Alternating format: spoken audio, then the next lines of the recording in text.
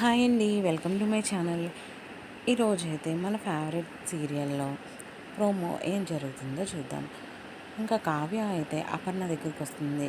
అపర్ణ అయితే వచ్చి అంటుంది, సమస్య నువ్వు అనుకున్నంత చిన్నదైతే కాదు, అది నా ఆత్మగౌరవాన్ని దెబ్బతీసింది అని చెప్తుంది. ఇంకా అపర్ణ కడుపున పుట్టిన కూతురైన కొడుకైనా తప్పు చేస్తే క్షమించని ఆడవాళ్ళు తాళి కట్టిన భర్త మాత్రం మోసం చేస్తే జీవితాంతం అసలు మర్చిపోలేరు అని చెప్తుంది. ఇంకా అపర్ణ అయితే ఆ మాటలు విని కావ్య అయితే షాక్ అవుతుంది.